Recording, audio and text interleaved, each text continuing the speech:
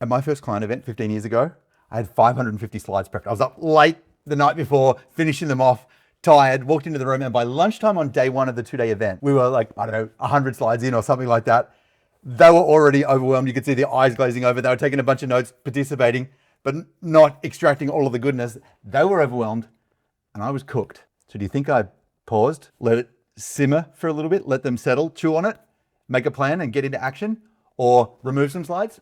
No, I just plowed on ahead and gave them more and more and more. And by the end, they were completely overwhelmed. I was completely cooked. 15 years later, I've done 135 client workshops. I've learned a bunch of what not to do and a few key things which really, really work. So today, I'm going to walk you through everything I've learned in 15 years about how to design and deliver an epic event that is easy for you, amazing for them. It's got the worksheets we use, the session formats we run, the run sheet of the day, and a bunch of upgrades for whether you're running this on Zoom or in a room. It's going to be super handy. This guide we've put together and the custom GPT that'll help you design out your event will be tools you can use forever and ever and ever. Highly recommend you grab them and use them as we run through today. Let me start by saying this. I love events. I love when we get our clients together. It's like part business workshop, part family reunion. It's my favorite part of the year. 3 times a year, we get together. It's amazing. If you're a coach and you're running an event, you want it to be super valuable. And so what we do is we think that the content is the value. So we put as much content as we can into the workshop and we overwhelm people. Content is like water. Too much is just as bad as too little. So we're worried about giving people like a value desert and we end up taking them to Guantanamo Bay and waterboarding the hell out of them. Too little, they'll die of thirst, but too much and they drown. And that's the danger. So the first thing we need to do to make sure your event absolutely pops is to let it breathe. Imagine you're at the front of the room and we're going to use breathing as the metaphor for delivering content value. Okay. So when we're breathing out, we're giving them good stuff. And when they're breathing in, they're receiving it. Okay. So we'll do this twice. Let's be you first. You're at the front of the room. It's session number 1. You take a big breath in and you teach them stuff and you give them like amazing. You don't breathe back in, right? So you just hold that. Now it's session 2 and you give them more. Now it's session 3. You give them more. End of the day, you got nothing left and you are gassed and empty. That's what it's like over teaching. Breathe back in now. So I hate to, if someone dies watching this YouTube video, I apologize. RIP. Let's see what it's like on the receiving end. So your clients are there, your audience is there and they're pen and paper in hand, ready to go. And session 1, you give them the stuff and they breathe it in. But then you don't give them a chance to like play with it. You just give them more and they have to take more in and then more in. And they're full. It's like, this is such great stuff, but I can't fit any more in. That's what happens. We need to let the thing breathe. So how do you let it breathe? Well, there's tactical things you can do while you're in the middle of a session. A state change every 7 to 10 minutes. You have a chance for them to call out an answer, to talk to their friends, to write something down, to workshop a thing. But the real magic isn't just in how you facilitate. That's a whole magic of its own. It's really in the design. So in an individual session, we design it like my friend Matt Church taught me years ago. Tell, show, ask. So imagine 90 minutes, it's sliced into thirds. First 30 minutes is tell. Eyes are on you and you're using slides. Second 30 minutes, it's show. So there's usually a model, a flip chart, a model to walk through, and it's about group discussion, group engagement. And then ask, instead of slides or a model, it's worksheets. And we're doing the stuff live. The real magic though, the way you make a whole event pop is you forget about what happens minute by minute in an actual session and you zoom out and you architect the whole piece. What we really want to do is design for energy. I want to take your event, zoom out and show you a bird's eye view of how to design it so it rocks. Let me show you how it works. So if we want to design a great event, the first thing we need to do is understand what makes a great event great. There's 4 core components. The vertical ones, most people kind of guess. Focus. Are we working on the right things for the audience? Learning. Are we able to take it from like high level, they understand it, to eye level, they know what to do with it? Focus and learning. I think most people get this and stop there. The 2 horizontal pieces, I think is where the real magic happens. We're going to write them in green because I think we often miss them. Focus and learning is perfect. That's you to the audience. These ones are the audience to each other. And so we've got socialization. Socialization. In other words, do I make friends? Right? People come for your content. They stay for the community. We want to make sure the community is baked in, especially if this is a live event in person. You want to do some of the stuff in a room that you can't do on Zoom. And then 4th, collaboration. Is there a way that you can get clients to help each other out? If we can, then here's what happens. It makes the event better. It makes your community better. and it takes a lot of work off you. So instead of just designing what am I going to teach, we want to design it with these 4 outcomes in mind. I've fucked this up many, many times. Let me show you how to do it right. So our events have evolved quite a bit. If this is first event, this is our phase 2 that we went to. This is phase 3. At the time, they were 2-day events. So just think like day 1, day 2, day 1, day 2. And we ran a 9 to 5 format. So, we start at 9 a.m., finish at 5 p.m., go out for dinner, do the same on day 2. That was the way we did it. And the first time through, there's my blue there. First time through, it was like, hey, there's all these things I want to teach you. And so we just like cram it full of stuff. This is the 550 slides I told you about before. I wanted them to get an outcome. Instead, they got overwhelmed and I got overcooked. I was done. That model wasn't super great. So then I learned workshops and we kept the same 2-day format, 9 to 5. But each workshop would start with an outcome. So for example, I was teaching people how to build a sales webinar. And so the first session was hello and set context. And then let's say day 1 is build the webinar. Day 2 is the marketing machine around the webinar. What's the offer and the call to action? Then what's the content that needs to sell that? And then what's the intro to set the thing up? And then we do the registration page, promo cycle, and the follow-up emails. And then we'd leave here with a plan. That was awesome. Again, the goal wasn't just like fill people's head with content. The goal was to give people like a complete system done in 2 days. And it sort of worked. People loved it, but did they all get the outcome? No, there was 2 big problems. Number 1, it was a lot. It was really hard work. And to be honest, I overcommitted. So even the people who like loved it, it was like, I didn't quite get it done. The second big problem was like, what if I don't need a webinar? Well, I had a good time, thanks Talks, but it wasn't super useful because I was building a thing that I didn't actually need. It's like, okay, well, we've got to have something for everybody. Then it evolved to kind of this model where on day 1, we'd do this kind of webinar thing. So obviously, maybe we can't do it all, but we do, the context, and then we do the, 1, 2, 3. And then on day 2, I try to mix it up a little bit and do something for everyone. So we do something attract, a marketing strategy, something convert, something salesy, a delivery tool, and then we'd leave here with a plan. Here's what's fascinating though. This day would take me weeks to build, like weeks, meters and meters and meters of brown paper like this. And it was good.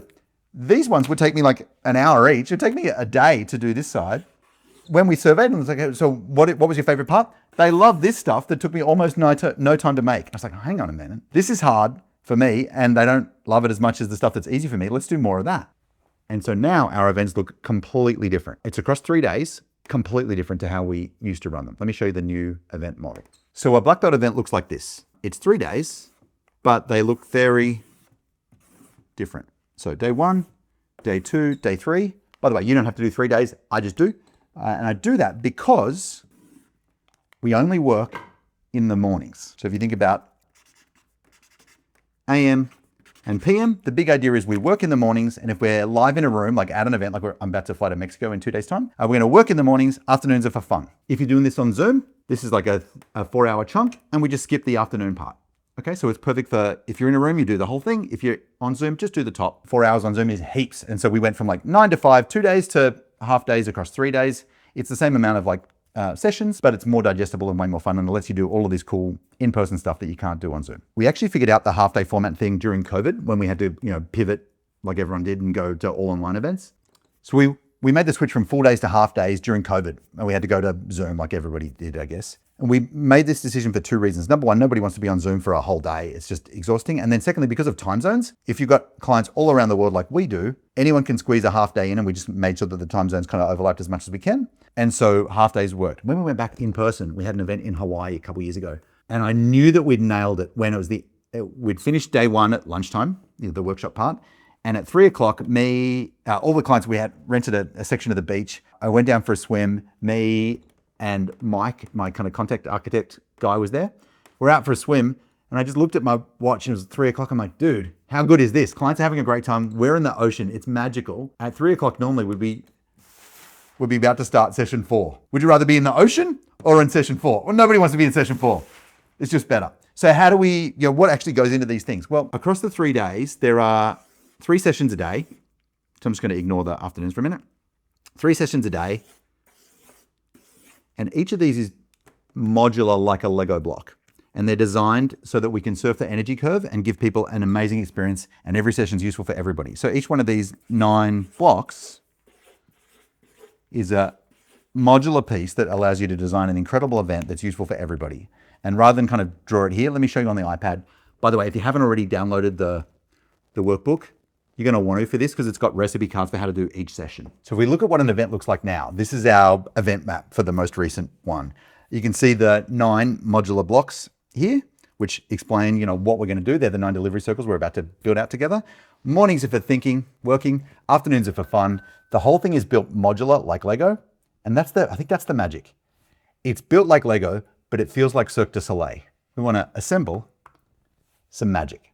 So let me walk you through the 9 delivery circles right now so you know exactly what you can put in each of the sessions. I think the big problem that I've made and that I see so many coaches make with their events is that they have a run sheet of their 1 or 2 or 3 day event, and they just plock in different speakers. And so yeah, the faces might be different and the content might be different, but the formats are identical. And the format is dude stands at the front of the room and talks, other people sit in the chairs and write again and again and again and again and again. It's boring as hell. And so what I want to do is not just have like a different face teaching a different thing, but I want to change up the format so every session feels different and we can surf the energy curve. You probably know that at the start of the day, people's energy is fresh. By the end of the day, it seems to lag a little bit. And so we want to mix up the format so that there's some teach, some workshops, some conversations, even just those 3 formats, like some learn and some talk and some do, makes the whole thing feel different. And obviously you want to put the do stuff later in the day so that it picks up people's energy when it's naturally at their lowest and their heads are already full. And so to do that, we designed these things called the 9 delivery circles. These are the 9 session formats we run at our live events. I'm going to give you the quick overview right now.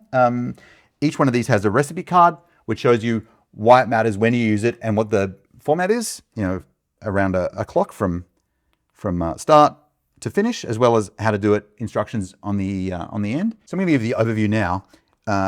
The recipe cards for how to run each format are in the workbook that hopefully you've downloaded. You have. Dude, it's going to be really helpful. Each one of these 9 session formats has a recipe card.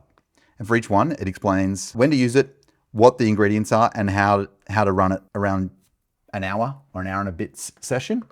I'm going to do the overview right now. Otherwise, this video is going to be like 7 hours long. But if you want a video which goes deep into the 9 delivery circles and exactly how to run each format, just let me know in the comments and I'll cook you up something good. So these are the 9 delivery formats that we use at every event. And it means that the event stays fresh. All we have to do is change out the content and the speakers. You'll notice that a bunch of these are actually run by our clients, which makes it even juicier. And there's one secret benefit that I'll tell you about as soon as I've taught you the 9. The very first session is called Hello. It's what happens when they first walk in and you set the stage. The job of the hello session is really, really straightforward. Exactly like it says right here. It sets the vibe, it creates connection, it helps people know that there's a bunch of other smart people in the room and gets them excited for what's to come. So that's session number 1. Session number 2 is a teach. This is you in front of the room teaching your very best stuff. The goal is really straightforward. People's minds are blown with your single best idea. We want them to be 2 hours into the event, already feel like, holy crap, this is amazing. Their minds are blown, they've got their money's worth, and everything we do from now on is gravy. Time for session 3. Have you ever noticed that in any event, there's always different subgroups and it's hard to teach one session that hits for everybody? Like maybe you've got like people who are just getting started, beginners, and you've got some intermediate people and some people who have been with you for a long time or are a bit more advanced. Or you've got people who need this and other people need that. And if you just put everyone in the same classroom and you teach the stuff, it hits for some and it's lame for others. I hate sessions like that. I used to run parties for kids and we used to do a bunch of different games. The one game we never did, ever, was a relay race. Why? Well, because in a relay race, you've got like a couple of people running and everyone else is just standing there going, okay, when's it going to be my turn? We want to kill that. It's always everyone's turn is the mantra. And so what we do in session 3 is we have breakouts.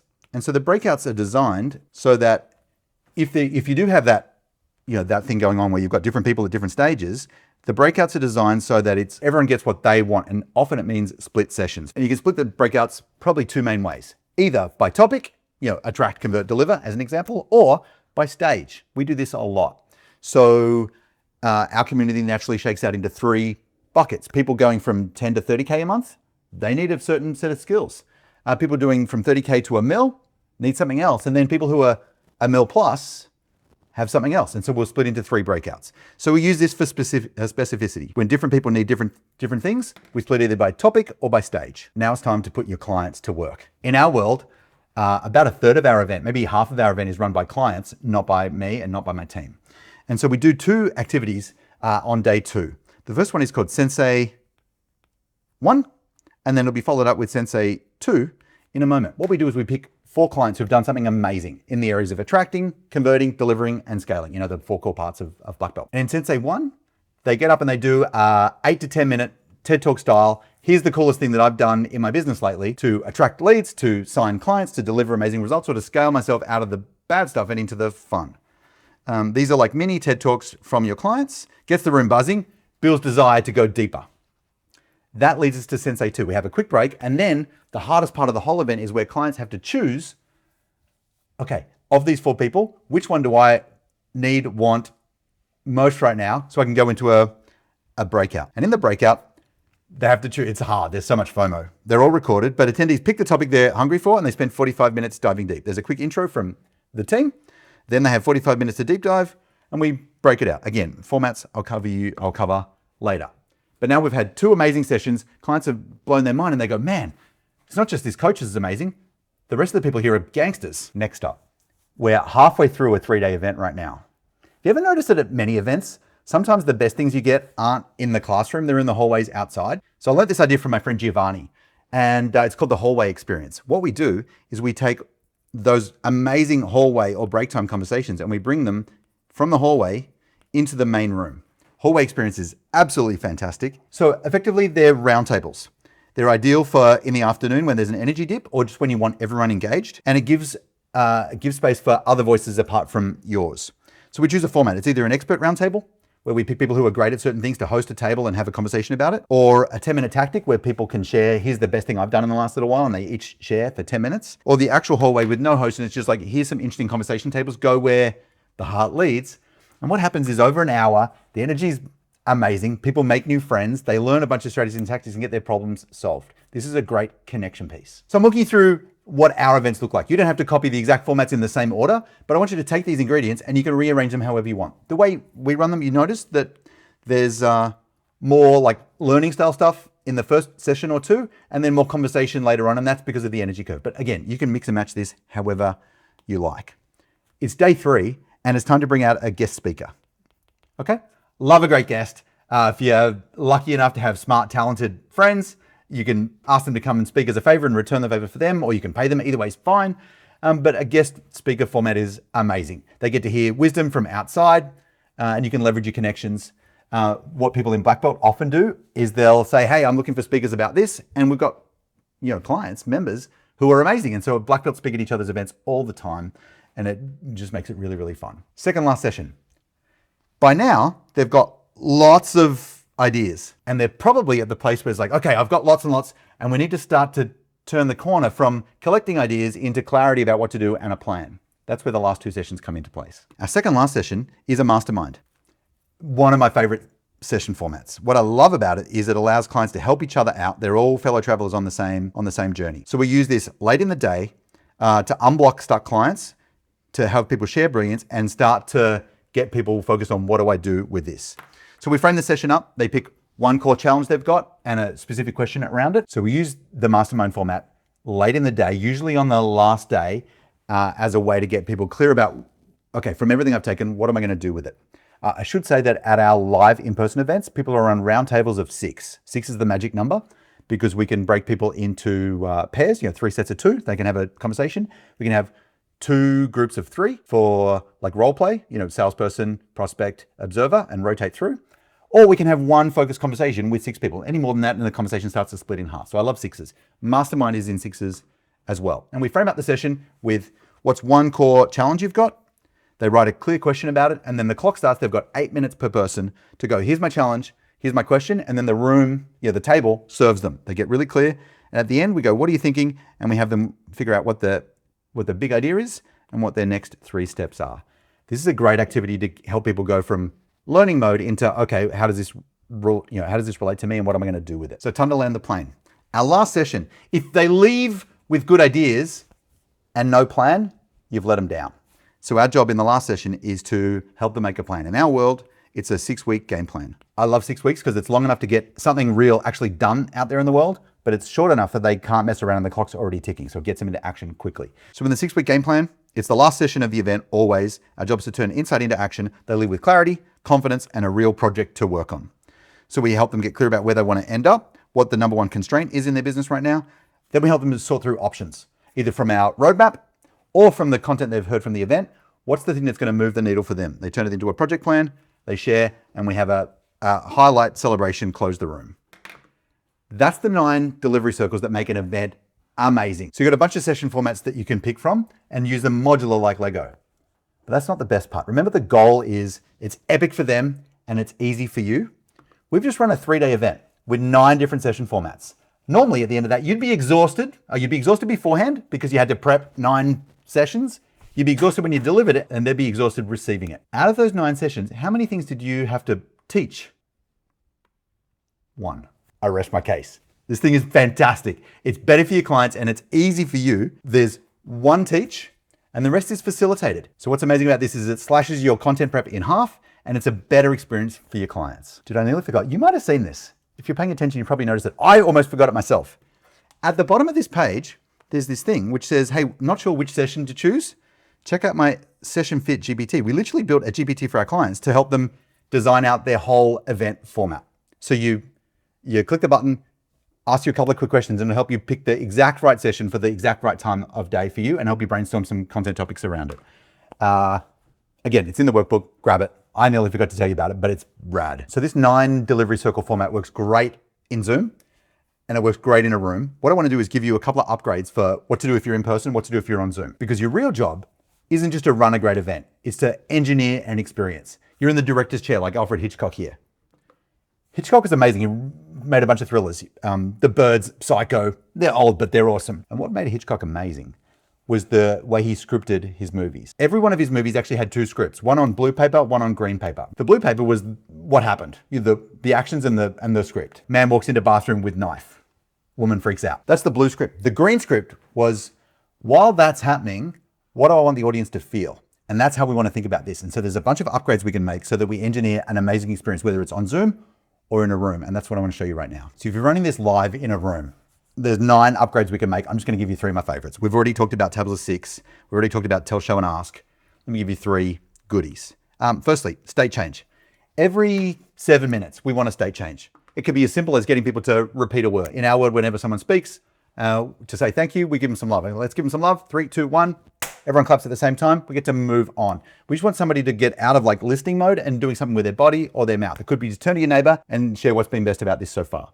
A state change every 7 minutes keeps the energy fresh, which links us to paper, table, room. If you ever asked for the audience to give you some feedback or to answer a question or to share their thoughts and it's kind of a bit silent because people are shy, nobody wants to look stupid in front of their peers. And so the way we do it is we have them to write down their ideas so they've got something to say. Then we have them have a conversation with the people at their table. And then we go, great, let's take it from the table to the room and get some shares. And now people have like got something to say, they've practiced it with their friends and it's gone well, and now they can share with everybody. I've got a rule. If we're gonna spend some time together, I wanna make sure that I've had a moment to connect with every single person by the time the event's done. And so that looks like, make sure that over the course of the day or 2 days or 3 days, I got a chance to touch them on the shoulder, give them a hug or whatever, and just have a moment. So everyone feels like they got a chance to hang out with me and I got a chance to connect with everybody. Let's talk about Officeworks activities. There's an office supply shop here in Australia called Officeworks. If you're in the States, Office Depot, Office Max, you get the idea. Anytime there's an activity that people can get their hands dirty, they can get Post-it notes and stick them on a wall. They can have something big and draw on it. Anytime they're physically involved moving bits of paper around or sticking things on things, it's a win. Particularly for those like later in the day activities. If we can do something with their hands and then get around and talk about it, amazing. The big problem happens when we're all sitting down, taking notes, and we never get a chance to move. So get them up, get them moving, and get them talking. Everything we just talked about in a room can be applied to on Zoom as well, but let me give you a couple of Zoom specific upgrades for you. Firstly, if you're the main presenter, main coach, main speaker, then having some help is going to really make your life easy. So I want to be focused on the people and what I'm saying, and I don't want to be focused on getting the music right, or is everybody muted or unmuted, are their cameras on, all that stuff. So I always have a co-pilot. Have you ever listened to like drive time radio? and I'm showing my age a little bit, but there's always 2 hosts so they can banter off each other. That makes life more fun. So get a co-pilot in, even if it's just a friend. My first Zoom, I had my mate Rowan as co-pilot. So we could banter, and he could be like the voice of the audience, asking questions, receiving their questions and asking them of me. Just makes life easier when there's someone to bounce off. We have huggers as well. So if you've got a team, this is optional, but if you have a team, make sure that every single person who's on Zoom with you gets a direct message from someone on the team a couple of times a day going, hey, just checking in, how's it going? Great to have you here. That sort of stuff. They feel seen, and being seen really matters. We've also got a back channel, just a way for the team to communicate with you that isn't interrupting you going, hey, Tarks, question. If they can ping you privately and you can see it on your screen here, life gets really, really easy. I'm gonna whip through these real fast because I think they're useful. Number 2, if they're on Zoom, chances are they're sitting at their computer and it's a bit dull. Again, we wanna get them moving. So get them to raise their hands, show you some shuckers, give you the okay symbol. Unless they're in South America, because that means something very, very different. Get them to move their hands. Next up, stands. Having them like sit down the whole time is terrible. So have a stretch break, like a slide which says stretch, and literally get people to get up, play some music, and walk them through a stretch. We're just state changing. Music really matters. I've got a playlist, you can find it on Spotify, called Black Belt Beats. It's the music that I play that keeps the mood right. And another playlist called ESM, Electronic Study Music. It's not mine, but anytime there's like work to be done or thinking to be done or writing to be done, it's just background music with no words that makes the space not dead. 3 more real fast. Firstly, big head, small voice. I learned this from my friend Mo McRae. On Zoom, you don't have the same ability to prowl around the stage or move into the crowd, but you do have like backwards and forwards. So this position here, where you step back from the camera, is called small head, big voice, right? So this is where you get to explain a model, get people G'd up. This is small head, big voice. And then there's this position here. This is big head, small voice, where you can land a point. Next up, breakouts. I think breakouts are amazing. You can overdo them, but I think if every session has some kind of breakout in it, or at least every day has 2, maybe 3, you're in good shape. So just want to get the sizes right. Usually 2 or 3 is great for a good conversation. If it's for a mastermind, those groups of 6 we talked about before. Finally, when I was a kid, there was this show on TV called Romper Room. It was like a kids TV show. And the host was this lovely blonde American lady who at the start of the show, she would look into the camera and she would call out names of all the people she could see. Like I was waiting for her to call out, like, I see you, Peter. Hi, Mary. Hey, Paul. She never said Taki. Maybe it just wasn't a common enough name. But your clients want to be seen. And so when they first join and partway through, if you see them on Zoom, make sure you call them out so they feel part of the deal. So I've made a ton of mistakes when it comes to our events. And now they are things of beauty. They're built like Lego and they feel like Cirque du Soleil. I leave them energized and they leave transformed and with lifelong friends. That's what you want. So we're going to do 5 things. We're going to let the event breathe. So we're not just, and they're not just. Number 2, we're going to design it for energy. Half days, making sure that the sections are modular. Next, we're going to assemble some magic. We're going to take the 9 delivery formats, pick the ones which suit you, and play with them in your next event. Make sure it's always everyone's turn so that each session is standalone useful for everybody and there's no dead time. Finally, we're going to engineer an experience. Whether you're on Zoom or in a room, we want to make sure that we're changing people's state deliberately so that they leave with all of the feels and all of the value. Because remember, your job is not to deliver information, it's to create a transformation. And a great event is the best way I know to do that. If you want to make your event feel like this, the easiest way to get started with that process is to download the live event kit in the link below. And if you're a coach on your way to $1 million a year and beyond, you want more money, meaning, and freedom, I made a video for you too. It's called the $1 Million Plan. It's the complete walkthrough of how to set up your marketing and your sales and your delivery so you get more money and more meaning and a ton more freedom. That's in the link below too. Take good care and I'll see you soon.